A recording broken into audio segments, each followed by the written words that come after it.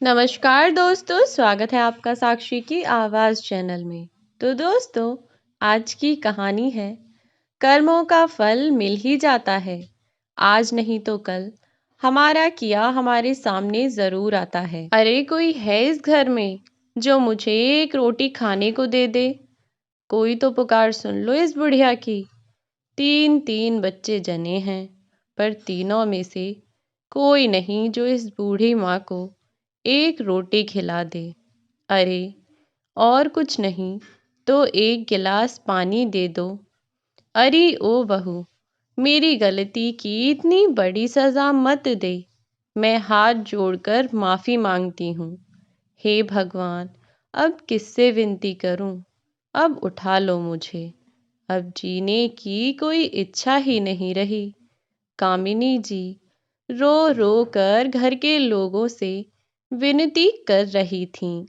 सच ही कहा है किसी ने, कभी अपने माँ बाप और दूसरों की बेटी के साथ कुछ गलत मत करना, जो जीवन भर पछताना पड़े और वक्त आने पर आपको अपने ही कर्मों से जब सामना करना पड़े तो आपकी नज़रें नीचे झुक जाएं और आईने के सामने आप खुद से नज़रें ना मिला पाएं, क्योंकि अच्छे हों या बुरे कर्म लौटकर ज़रूर आते हैं। कुछ ऐसा ही कामिनी जी के साथ घट रहा था।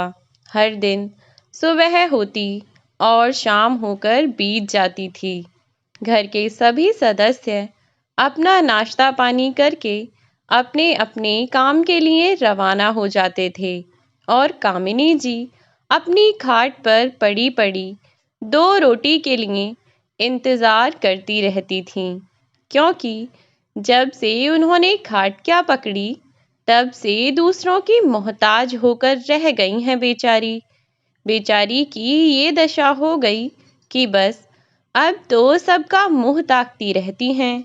यहाँ तक कि अपने रोज़ के काम भी खुद से नहीं कर पाती, ज़्यादा बोल भी नहीं पाती, क्योंकि उन्हें ज़्यादा बोलने और बाहरी लोगों के सामने आने के लिए मना किया गया है। इसलिए दूसरों के मोहताज रहने के अलावा उनके पास और कोई दूसरा चारा भी नहीं था।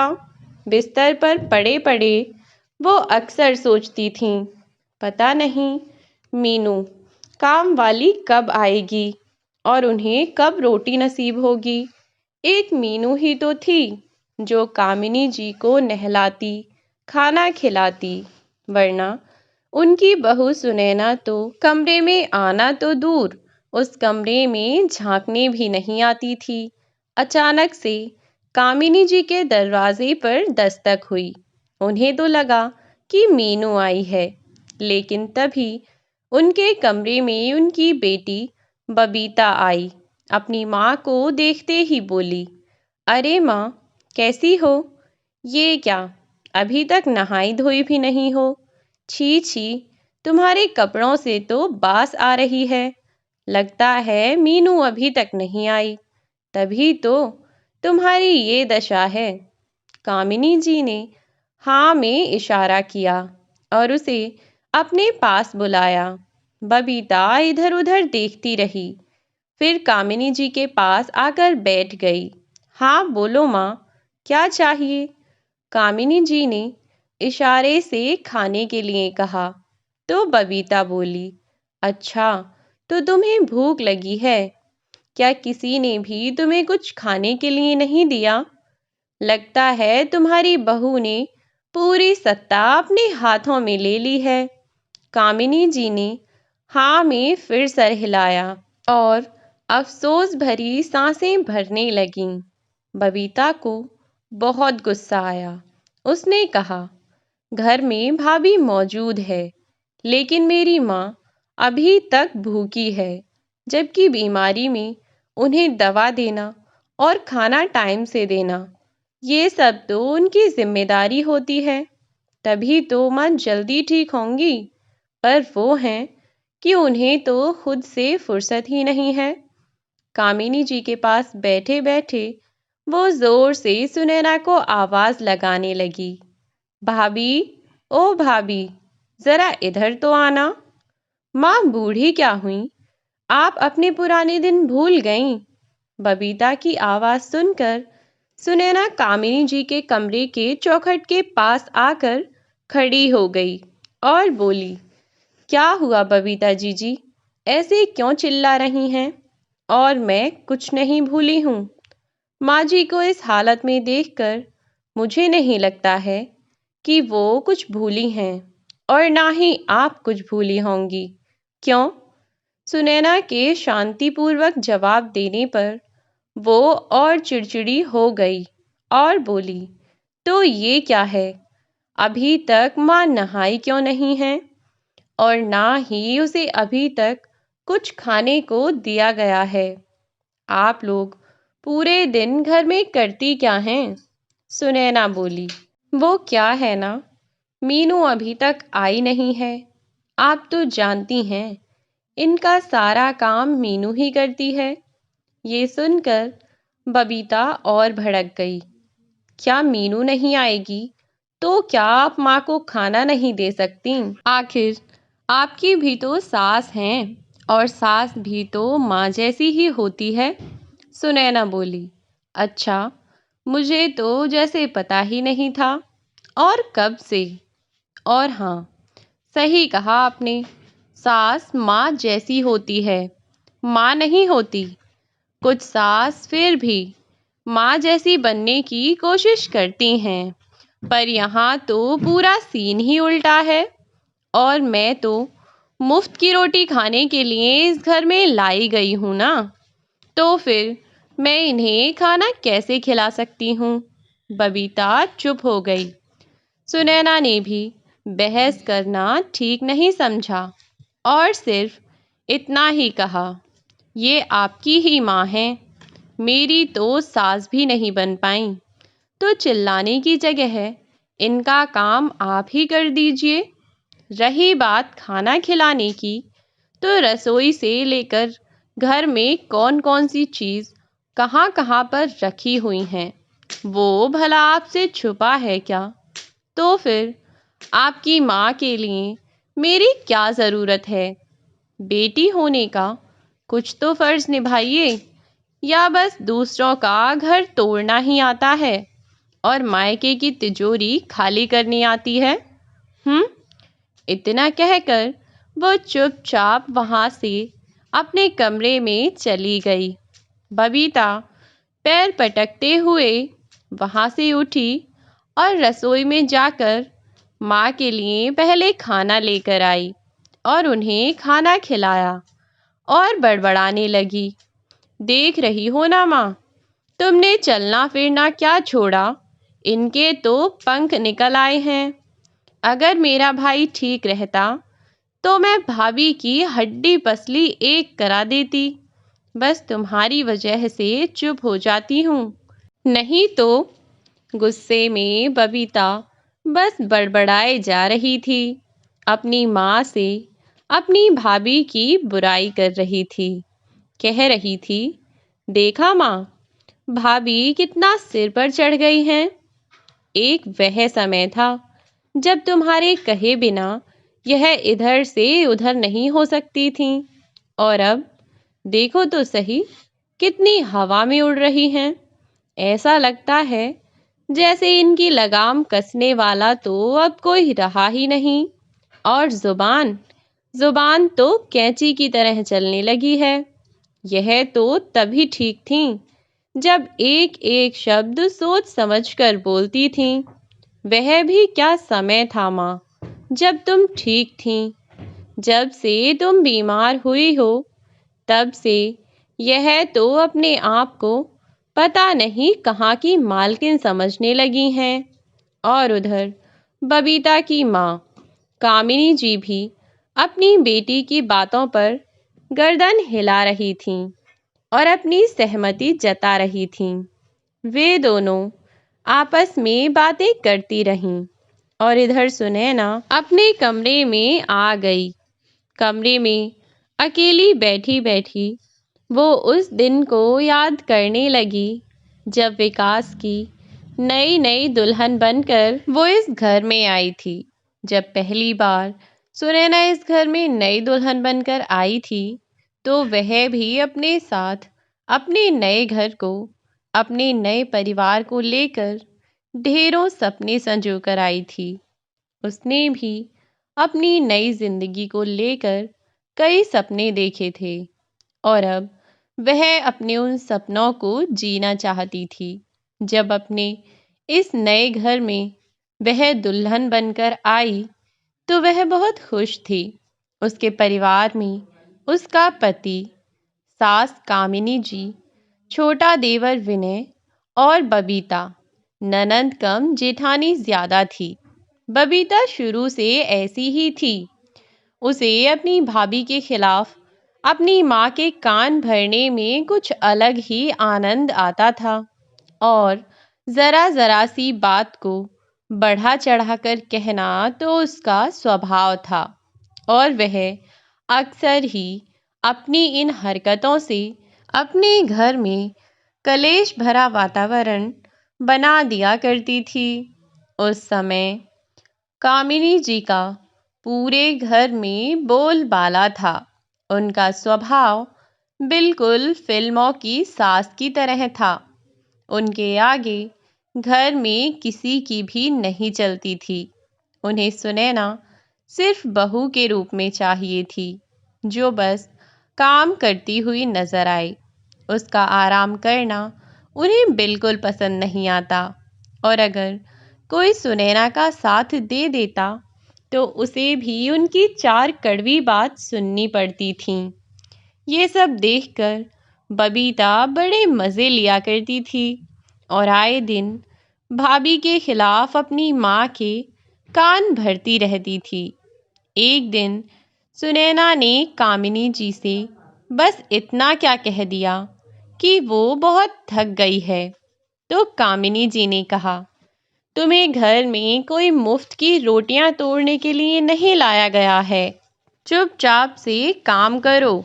सुनैना तो इस घर में नई नई बहू बनकर आई थी, लेकिन घर में उसे बहू समझा ही नहीं जाता था, बल्कि उसकी सास और ननंद उसे सिर्फ एक काम करने की मशीन समझते थे, जिसे इस बात से कोई मतलब नहीं था कि सुनैना आराम करना चाहती है या उसका काम करने का मन नहीं है या उसकी तबीयत खराब है। उन्हें सुनैना की किसी भी परेशानी से कोई मतलब नहीं था। मतलब था तो केवल अपने काम से।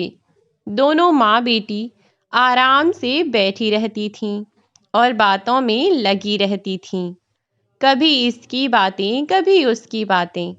पूरा दिन बैठी बैठी बस दूसरों की चुगली करती रहती थीं। और इधर सुनैना सुनैना को हर समय किसी न किसी काम में लगाए रखती। सुनैना भी हर नई बहू की तरह ही अपने परिवार के सभी सदस्यों को खुश रखने की कोशिश में सबकी बातें सुनती रहती और काम में भी लगी रहती। ऐसे ही धीरे धीरे समय बीत रहा था और बीतते समय के साथ कब साल भर बीत गया पता ही नहीं चला। शादी के 1 साल बाद सुनैना ने एक बेटी को जन्म दिया। फिर भी दोनों माँ बेटी के स्वभाव में कोई अंतर नहीं आया। आज भी वो लोग सुनैना से घर का पूरा काम करवाती थीं, चाहे उसकी बच्ची भूख से रोती ही क्यों ना रहे। पहले घर का काम, फिर अपनी बच्ची को रखना पड़ता था। समय बीता, सुनैना के देवर विनय की शादी तय हुई। घर में शादी की तैयारियां चल रही थीं, तो जाहिर सी बात है कि घर में बहुत काम था, जिसके कारण गुड़िया पर कोई ध्यान नहीं दे पा रहा था। अगले दिन गुड़िया की तबीयत बहुत खराब हो गई थी। बुखार तो उसे कुछ दिन पहले से ही था। दवाई भी सुनैना दे रही थी, लेकिन असर नहीं हो रहा था। जब तक दवाई देती बुखार कम हो जाता और जैसे ही दवाई का असर खत्म होता फिर से उसकी तबीयत बिगड़ जाती। 2-3 दिन से सुनैना डॉक्टर को दिखाने का भी कह रही थी, पर काम की व्यस्तता के कारण विकास जा ही नहीं पा रहा था और कामिनी जी सुनैना को अकेले कहीं जाने नहीं देती थीं। जब भी वो कुछ कहती तो कामिनी जी कहती, बच्चे क्या बस इसी ने जने हैं? अरे हमने भी तो बच्चे पाले हैं। छोटी बच्ची है, तबीयत तो अच्छी भली होती ही रहती है। डॉक्टर के पास जाने की क्या ज़रूरत है? अपने आप ठीक हो जाएगी। जाकर पहले शादी का काम पूरा करो। उस दिन गुड़िया पूरे दिन रोती रही, यहाँ तक कि दूध भी नहीं पी पा रही थी। लेकिन कामिनी जी का मन इतने पर भी नहीं पिघला। सुनैना उसे गोद में लेकर दूध पिलाने की कोशिश कर रही थी तो कामिनी जी ने कहा, अरे घर में शादी का काम है और तुम बार बार बच्ची का बहाना बनाकर उसे लेकर बैठ जाती हो। जाओ खाना बनाओ, बहुत भूख लग रही है। दूसरे काम भी तो निपटाने हैं। थोड़ी देर अगर बच्ची रो लेगी तो कुछ नहीं होगा। हाथ पैर चलाने दो, थक हार कर खुद सो जाएगी। अब जाओ यहाँ से। आखिरकार सुनैना को गुड़िया को छोड़कर रसोई में जाना ही पड़ा। बीच में एक दो बार कमरे में आने की कोशिश भी करती, पर बबीता अपनी माँ को आवाज़ लगाकर बुला लेती और उसे डांट पड़ जाती। करीब 2 घंटे बाद सुनैना अपना रसोई का काम निपटाकर फटाफट कमरे में गई तो देखा नन्ही सी गुड़िया रो रो कर थक गई थी और लगता है कि सो गई थी। बेटी की ऐसी हालत देखकर सुनैना की आंखों में आंसू आ गए, पर उसके आंसुओं को देखने और समझने वाला उस घर में कोई नहीं था। तभी बाहर से कामिनी जी की आवाज़ आई, अरे ओ बहू, कहाँ मर गई? ज़रा जल्दी से 2 कप चाय तो बना कर ला, बहुत थक गई।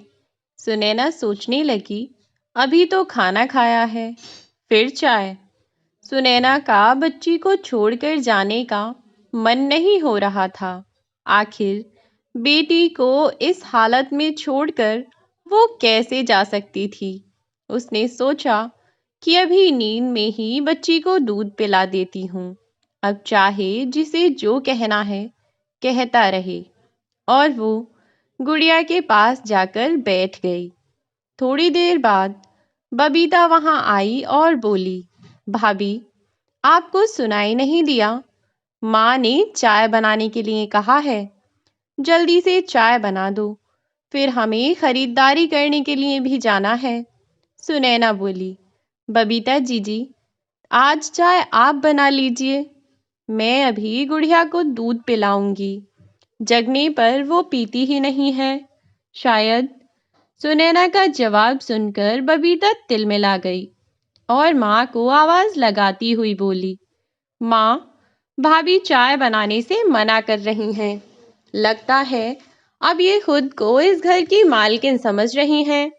बेटी की बात सुनकर कामिनी जी गुस्से से कमरे में आईं और बोली, क्यों री, सुन नहीं रही या कान में रुई ठूंस रखी है? मेरी बात तुझे समझ में नहीं आ रही है? घर में मुफ्त की रोटी तोड़ने के लिए तुम्हें नहीं लाए हैं। जाकर चुपचाप से चाय बनाओ, कामिनी जी कहती रहीं। और सुनैना चुपचाप एक शब्द भी नहीं बोली, बस अपनी बच्ची का माथा सहलाती रही। कामिनी जी बोली, भगवान, देखो तो इसकी हिम्मत, मेरी बात को अनसुना कर रही है। अरे थोड़ी देर तेरी बेटी दूध नहीं पिएगी तो मर नहीं जाएगी। ये सुनकर सुनैना के तन बदन में आग लग गई। आखिर में वो चिल्लाई और बोल ही पड़ी, बस माँ जी, और कितना नीचे गिरेंगी? ये भी आपकी ही पोती है और इसकी रगों में आपके ही खानदान का खून बह रहा है।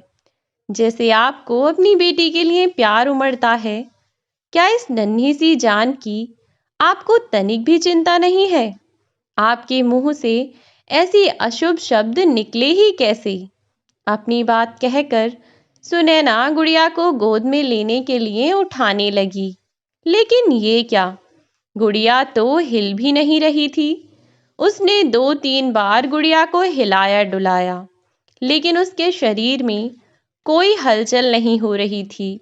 सुनैना जोर से चिल्लाई, विकास, जल्दी से इधर आइए, देखिए गुड़िया को क्या हो गया है। सुनैना की ऐसी चीख सुनकर कामिनी जी और बबीता दोनों घबरा गईं। दोनों बुत बनी खड़ी रहीं, पर किसी ने बच्ची को हाथ तक नहीं लगाया और ना ही कोई मदद की। सुनैना अपनी बच्ची को गोद में उठाए बदहवास सी घर के बाहर की तरफ दौड़ी। विकास उसके पीछे पीछे भागा और जल्दी से बेटी को लेकर अस्पताल पहुंचा। वहां पता चला कि गुड़िया को निमोनिया हो गया है और उसकी हालत बहुत क्रिटिकल है। धड़कनें भी अब काफ़ी कम हो गई हैं। डॉक्टर ने कहा, आप लोग बच्ची को इतनी देर से क्यों लाए? क्या बच्ची की बिगड़ी हुई हालत आप लोगों को दिख नहीं रही थी? हम अपनी तरफ से पूरी कोशिश करेंगे, लेकिन जब तक कोई कुछ कर पाता तब तक गुड़िया ने इस दुनिया को अलविदा कह दिया। उस दिन का दर्द सुनैना के मन में ऐसा बैठा कि आज तक उसके चेहरे पर मुस्कुराहट नहीं आई। हालांकि उसके बाद भी वो 2 बच्चों की माँ बनी, लेकिन अपनी उस नन्ही सी पहली मासूम बच्ची का तड़प तड़प और रो रो कर दम तोड़ना वो आज तक भूल ही नहीं पाई है। आज सुनैना पूरी तरह से बदल चुकी है। गुड़िया की मौत के लिए उसने आज तक कामिनी जी और बबीता को माफ नहीं किया था। जब भी वो लोग कुछ कहते तो सुनैना बस एक वाक्य ही दोहराती थी, अच्छे हों या बुरे, कर्म सब लौट कर आते हैं और जीते जी अपने कर्मों का फल भोगना पड़ता है। मैं बस उसी का इंतज़ार कर रही हूँ। उस हादसे के बाद कामिनी जी अपनी छोटी बहू और बेटे विनय के साथ रहने लगीं, लेकिन उनकी आदतों के चलते विनय की पत्नी ने उनकी सेवा और साथ रखने से साफ साफ मना कर दिया। फिर भी कुछ समय कामिनी जी को वह अपने साथ रखी, लेकिन यह क्या, वह तो अपनी जेठानी से बिल्कुल अलग थी। वह तो कामिनी जी से घर के काम, झाड़ू पोछा, बर्तन कपड़े इत्यादि सारे काम उन्हीं से करवाती थी। एक रोज़ कामिनी जी ने अपनी छोटी बहू के कपड़े को अच्छे से नहीं धोया। उसकी वजह से छोटी बहू इतनी नाराज़ हुई कि बेटे के सामने सास के बाल पकड़कर बोली, बुढ़िया, मुझे क्या अपनी बड़ी बहू समझती है कि तू उसके साथ बुरा करती जाएगी और मैं तुझे खाना परोस कर खिलाती जाऊंगी? मेरे कपड़े इतने महंगे थे, इसके पैसे क्या तेरा बाप देगा? कामिनी जी अपने बेटे की तरफ उम्मीद भरी नजरों से देखने लगी तो बेटा बोला, माँ, अब काम ऐसे करोगी तो बातें तो सुननी ही पड़ेंगी। हर कोई भाभी तो नहीं हो सकता ना। ऐसा करो, अब अपना सामान समेटो और घर चले जाओ रहने के लिए। हमारे साथ तुम्हारा गुजारा नहीं हो पाएगा और रोज रोज की यह शिकायतें भी और चिल्लम चिल्ली मुझे पसंद नहीं, तो मुझे माफ करो। आखिरकार कामिनी जी को हार कर विकास और सुनैना के पास ही आना पड़ा। विकास अब अपने बेटे होने का फर्ज तो निभा रहा था, लेकिन वो भी अपनी बच्ची की मौत को भुला नहीं पाया था। जब भी माँ उसकी पत्नी की शिकायत उससे करती तो विकास कहता, माँ, ये तुम्हारे ही किए कर्म हैं। जो लौटकर तुम्हारे सामने आ रहे हैं। सच कहा है किसी ने, बहू हो या सास, किसी के साथ इतना बुरा मत करो कि अपने किए गए कर्मों पर हमेशा पछताते रहो। मैं तो तुम्हारा बेटा हूं, तो अपना फर्ज निभा रहा हूं और तुम्हारे लिए मीनू को लगा रखा है। पर मैं किस मुंह से सुनैना को तुम्हारी सेवा के लिए कहूं? आखिर तुमने और तुम्हारी बेटी ने उसके साथ जैसा व्यवहार किया है कि वो इस घर में रहकर हम पर तो जैसे कोई एहसान ही कर रही है, तो इससे ज्यादा मुझसे भी उम्मीद भी मत करना। इतना कहकर विकास भी वहां से चला जाता है। बबीता जाकर अपने भाई को समझाने लगी तो विकास बोला, आज हमारे घर के जो हालात हैं ना, उसे बिगाड़ने में तुमने भी कोई कम कसर नहीं छोड़ी थी। बेहतर होगा कि अपने घर को संभालो। मैं अपनी पत्नी को भली भांति जानता हूं, वो तुम लोगों की तरह नहीं है। हाँ, भले ही वो माँ के कमरे में नहीं जाती है, पर उसे कभी मरता हुआ भी नहीं छोड़ेगी, जैसे तुम दोनों ने मेरी बच्ची के साथ किया था। आखिर माँ को अपनी करनी का फल मिल रहा है। तुम अपने बचे हुए जीवन को सुधार लो, वरना ना जाने तुम्हारे साथ क्या होगा। बबीता चुपचाप सिर झुकाकर वहां से चली गई, क्योंकि उसे और कामिनी जी को भी समझ आ चुका था कि करनी का फल जीते जी ही भुगतना पड़ता है। इसलिए तो कामिनी जी ने अपने मुंह पर ताला लगा लिया और बबीता अपना सामान समेटकर वहां से चली गई। अब तीज त्योहार पर ही बबीता अपनी माँ से मिलने आई थी, अन्यथा उसके मायके का दरवाजा उसके लिए बंद हो गया था। एक आखिरी बार जब बबीता अपने मायके से ससुराल वापस जा रही थी, तो कामिनी जी ने हाथ जोड़कर बबीता से कहा, बबीता, याद रखना, अच्छे हो या बुरे, कर्म लौट कर वापस आते हैं। अपनी सास के साथ कभी ऐसा व्यवहार मत करना जो बाद में तुम्हें पछताना पड़े। मैंने जो बहू के साथ किया, आज उसी का फल मैं भोग रही हूँ। तुम अपनी बची हुई जिंदगी संवार लो, वरना लोग यही कहेंगे, जो माँ ने किया वही बेटी ने किया और वही फल दोनों भुगत रही हैं। काश समय रहते बबीता और कामिनी जी अपनी बहू सुनैना को समझने की कोशिश करती, तो आज वह नन्ही सी मासूम बच्ची जिंदा होती। बबीता और कामिनी जी ने जाने अनजाने ही सही, लेकिन सुनैना की बेटी की मौत की जिम्मेदार तो वे दोनों ही थीं। बीमारी के समय अगर सुनैना को अपनी बेटी की सही देखभाल करने दी होती, तो आज उसकी बेटी जिंदा होती और आज कामिनी जी की भी ऐसी हालत ना होती।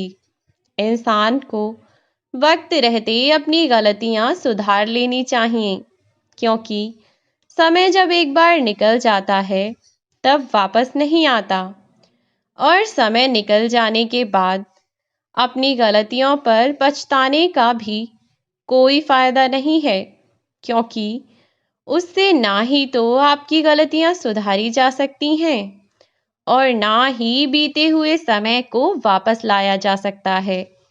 ऐसी गलतियां यदि समय से ना सुधारी जाएं, तो इंसान जीवन भर एक ग्लानि के साथ जीता है, जीवन भर एक ऐसे बोझ तले दबा रहता है जिसे शायद वह मौत के बाद ही अलग हो सकता है। इसीलिए कोई भी काम करें तो एक बार उसके फल के बारे में भी जरूर सोचें। अगर आप किसी के साथ बुरा करते हैं, तो वह कभी ना कभी आपको भी जरूर वापस मिलेगा, क्योंकि यह तो सच्चाई है कि अच्छे हों या बुरे हों, कर्म वापस लौटकर ज़रूर आते हैं। तो दोस्तों, यह थी हमारी आज की कहानी। आज की कहानी आपको कैसी लगी कमेंट बॉक्स में ज़रूर बताएं। वीडियो अच्छी लगी हो तो लाइक और शेयर करना ना भूलें और चैनल को सब्सक्राइब ज़रूर कर लें अगर आप इस चैनल पर नए हैं तो। आज के लिए बस इतना ही, मिलती हूँ नई वीडियो में, तब तक के लिए बाय बाय।